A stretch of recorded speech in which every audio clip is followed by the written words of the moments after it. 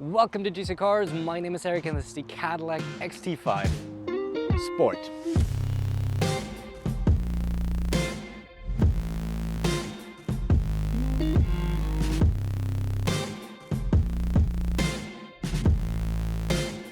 But don't be fooled by the sport name that Cadillac gave this XT5. That merely means it's the top trim with a bit of black accents. This has no sportiness on it whatsoever, although we do have a V6, but we're going to get to that later on. As always, we're going to take a look at the exterior first, then we're going to take a look at the interior, then we're going to drive it and sum it all up in the final thoughts. With that being said, how does it look? Well, this is not the newest Cadillac on the market. Quite the contrary, this is actually one of the older models in Cadillac's lineup, and I think it shows. I'm not the biggest fan of how it looks because especially it still has kind of the front wheel drive proportions because it's front wheel drive base, so it can't really escape that. With that being said, the optional crystal white tricoat color we have and the sport trim black accents I think work fairly well on it. These 20-inch wheels don't really look like 20 inches on this Cadillac, I gotta be honest, they look more like 19s. But I'm glad they didn't put like 21s or something on it. That means we have a lot of sidewall to, when we have bumps on the road, imperfections, they get absorbed fairly well. The side profile is actually really nice, I think, with the seat pillow kind of sloping down, and they did some trickery here with the black accents, just make it look a little less bulky and SUV-ish, I guess. But coming around to the back, what you notice is the 400 on the right-hand side. Since I think a year or two, Cadillac started actually putting these little badges up, which is essentially the torque in Newton meters, rounded up to the next 50. So this has at least 351 Newton meters of torque, but I don't care to learn Newton meters. I ain't no pound feet, and we're gonna get to those later. So whatever, that's just a number for us. As always with luxury cars, don't put an overdrive badge on it. Like, do we need to know more than that it's Cadillac? No? Do you really oh, whatever. I think it cheapens cars, but it's always very personal on what you think. I like the red brake. The red brakes look pretty neat. Overall, not bad looking, not my favorite, but totally adequate. How about the interior though? Let's take a look at that. Okay, interior of the Cadillac XT5. And once again, age kind of plays a role in here, right? This is not the newest Cadillac interior, so this might not be as competitive as it was when it was launched a couple of years ago. But with that being said, overall, this is still a very nice cabin. I think materials for the most part are pretty good. All the touch points are nice, and there's some really nice and soft leathers in this cabin. And what I really like is the wooden trim. We have some really beautiful wood throughout this cabin, the front and the doors, and even on the steering wheel right here. It is some of the nicest wood probably you'll find in cars. This is really well done. That being said, because it's old, usability is actually pretty good because most of the stuff is still physical buttons. We have the Cadillac Q infotainment that we know. It's not the most feature-rich, but it works pretty well. We have Android Auto, Apple CarPlay wireless, which is nice. We have very good cameras that kind of make sure that you don't curb these wheels, even though we have plenty of sidewalls, so it shouldn't be that easy to begin with. And our gauge cluster is the one we know from other products, which means we have speedometer and tachometer analog and a digital screen in the middle. Like I said, nothing that'll like blow you away in terms of its tech, but it works fairly well. We have nice accents with the Bose stereo system, which is pretty good. And honestly, no, this is not a bad place to be. A couple of criticisms though. First of all, this kind of HVAC control center, it misses the button for like which vents to activate, so you kind of have to go through the infotainment, which isn't a huge hassle. The bigger issue I have is that the buttons on there, first of all, they're not very responsive, but it just feels very cheap because you kind of have to press through a layer of plastic and press it in so there's contact, because it's like a mix out of physical button and capacitive touch, and it just feels very gross and very old. It just does not feel good, and I know why they never use this again afterwards. So this is old. There's a bit of cubby for a wallet though, which is nice. Well, Android Auto, wireless phone charger right here.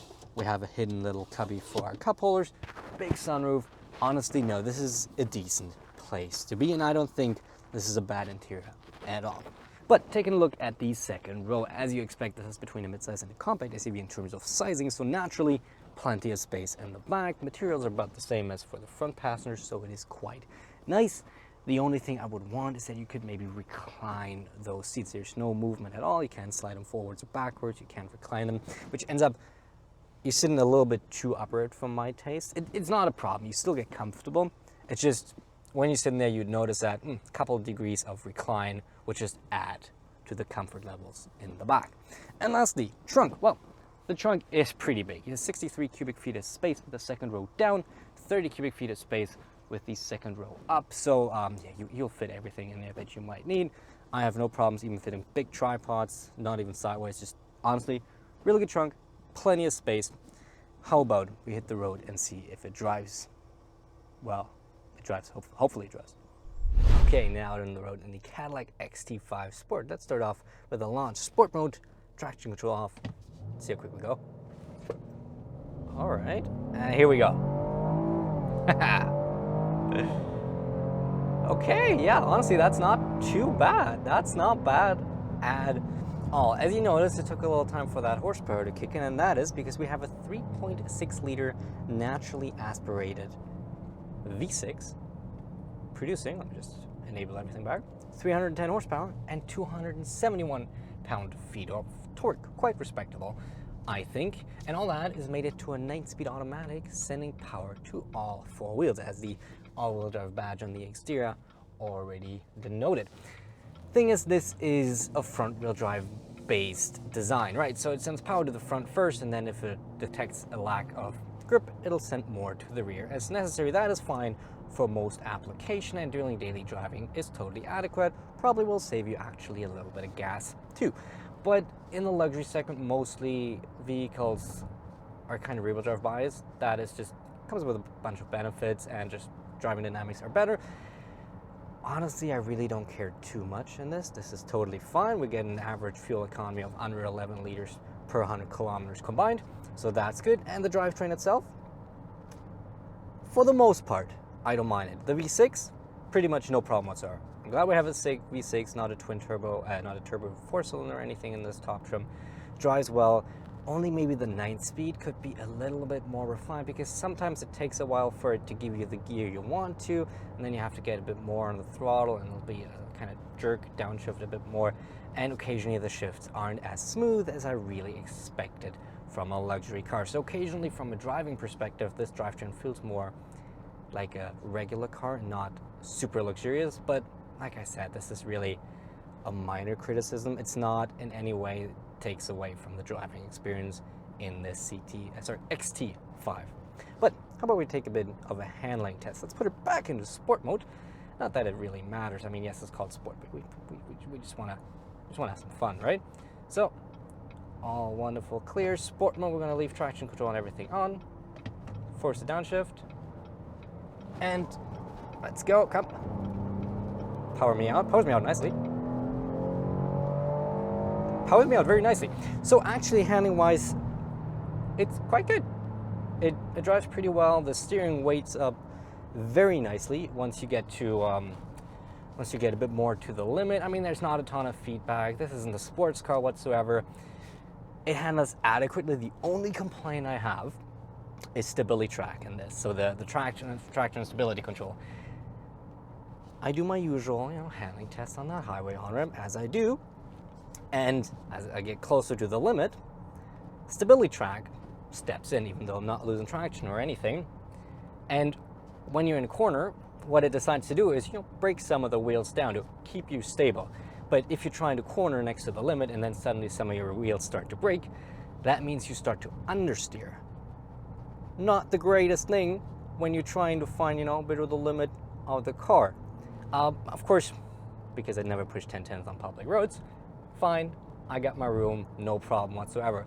But I wasn't losing traction, I wasn't losing any stability. Back off a little, stability track.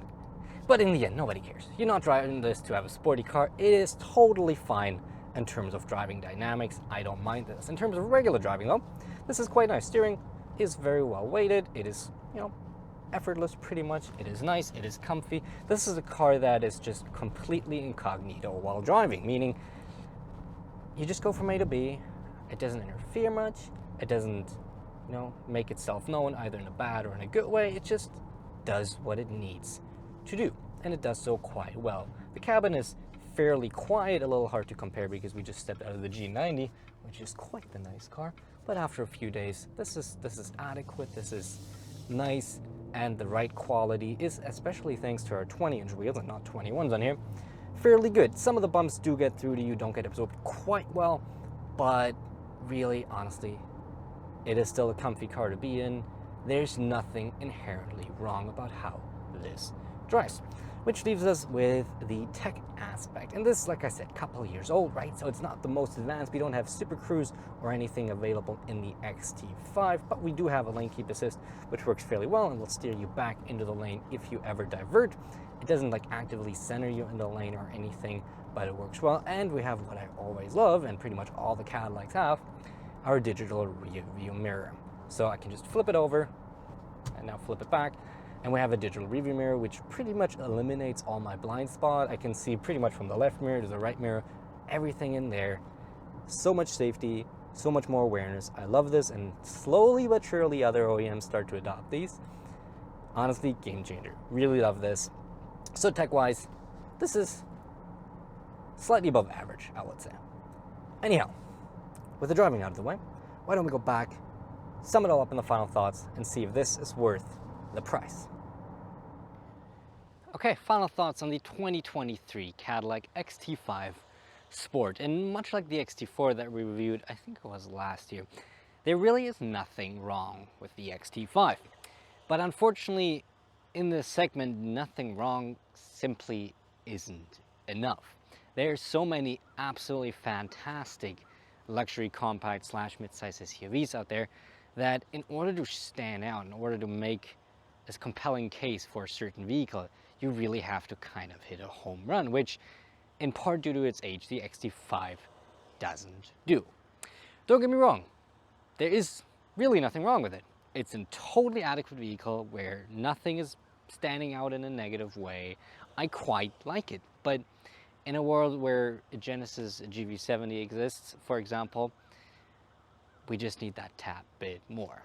So as spec, this top trim XT5 is $67,588 Canadian, which in terms of its competitors isn't outrageous, but it's still almost 70 grand, right? And quite frankly, at that price point, if you're looking for a luxury SUV, I might want to steer you more towards the Genesis GV70. It's not going to be a sport, it's not going to be a top trim. You'll have to go for the 2.5 liter inline 4, but you'll just have more tech, you'll have a bit more of a luxurious cabin, and generally a nicer luxury vehicle. If size is what you're looking for, and maybe that's why you're looking for the XT5 instead of the XT4, the Infiniti Q60, QX60, God, all these numbers and names, confusing. QX60 exists, which is a very nice SUV. It's not the best luxury SUV out there, but I would say it's pretty much on par, maybe a tad bit nicer than the XT5, while offering you way more space.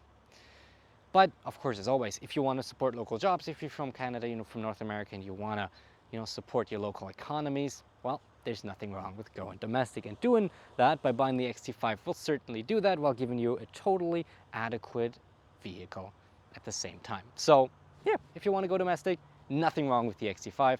Other than that, might want to look to Genesis or Infiniti. Thank you so much for watching. I hope you enjoyed the video. If you liked it, make sure to like and subscribe, and tune in next week when we review something else, which I'm not going to tell you what it is yet. You'll just have to find out. Thanks so much for watching. Hope you liked it, and I hope I'll see you in the next one. Bye.